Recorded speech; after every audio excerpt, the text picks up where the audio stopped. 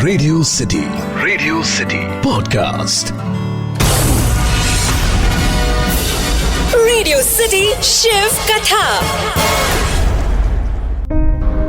కేశవ్ నల్గొండలో తన ఫాదర్ చనిపోవడం వల్ల తనకు వచ్చిన గవర్నమెంట్ జాబ్ చేస్తున్నాడు. రోజు ట్రైన్లో హైదరాబాద్ నుంచి నల్గొండ వెళ్ళి వస్తూ ఉంటాడు. కొందరు డైలీ ప్యాసింజర్స్ ఫ్రెండ్స్ కూడా అయ్యారు. కానీ ఓ అమ్మాయి మాత్రం మనసుకు బాగా దగ్గరైంది. తను ఎవరితో మాట్లాడదు, కామ్గా కూర్చుంటుంది, కడిగిన ముత్యంలా ఉంటుంది. పేరు స్వాతి అని మాత్రం తెలుసు. తను నల్గొండలో కాకుండా రామన్నపేటలో దిగిపోతూ ఉంటుంది. ఆల్మోస్ట్ 6 months నుంచి కేశవ్ తన్ని అబ్జర్వ్ చేస్తున్నాడు. ఆ రోజు రిటర్న్ ట్రైన్ బాగా లేట్ అయింది. నల్గొండలోనే 11:45 PM స్టార్ట్ అయింది. అప్పుడు కేశవ్ ఫ్రెండ్, ఏంట్రా మామ ఎంతకాలం ఈ మోగ ప్రేమ, ధైర్యం చేసి చెప్పేయి, ఏదైతే అవుతుంది. ఈ రోజు నువ్వు రామన్నపేటలో దిగి తనతో మాట్లాడి బస్సులో రా అని బలవంతంగా రామన్నపేట స్టేషన్లో దించేశాడు. స్వాతి కూడా దిగింది. పవర్ పోవడం వల్ల స్టేషన్ బయట బాగా చీకటిగా ఉంది.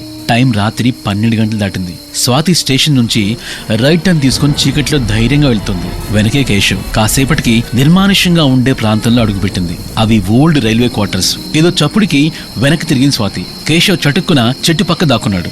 స్వాతి మళ్లీ నడక మొదలు పెట్టింది. ఓల్డ్ క్వార్టర్స్ దాటి రైల్వే ట్రాక్ దాటి అసలు మనుషులు ఎవరు కనిపించిన ప్లేస్ లోకి ఎంటర్ అయింది. కేశవ్ కి ఏం అర్థం కావట్లేదు. అసలు స్వాతి ఇటు వెళ్తుంది తెలియక భయంగానే ఫాలో అవుతున్నాడు. సడన్ గా ఓ చోట స్వాతి ఆగింది. అక్కడ ఒక గేటు మీద హిందూ శ్మశాన వాటిక అని రాసుంది. కేశవ్ కి పై ప్రాణాలు పైనే పోయాయి.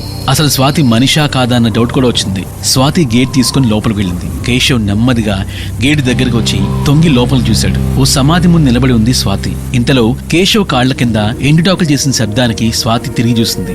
ఆ కళ్లల్లో కోపానికి కేశవ్ ప్యాంట్ తడిచిపోయింది. భయంతో పరిగెడుతున్నాడు. ఎటు వెళ్తున్నా తెలియట్లేదు. షర్ట్ మొత్తం చెమటతో తడిచిపోయింది. ఎలాగలా స్టేషన్ దగ్గరకు వచ్చాడు. అక్కడ ఓ టీ షాప్ కనిపించింది. ఆగి ఆయాసం తెచ్చుకొని వాటర్ తాగి ఒక టీ ఇవ్వమ్మా అని ఓ మాటకి ఉలిక్కి పడ్డాడు.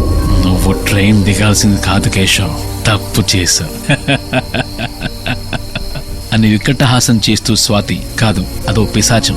ఆ తర్వాత కేశవ్ అరుపులతో ఆ స్టేషన్ ఆవరణ అంతా మారుమోగిపోయింది. Radio city podcast. Radio city Shiv कथा।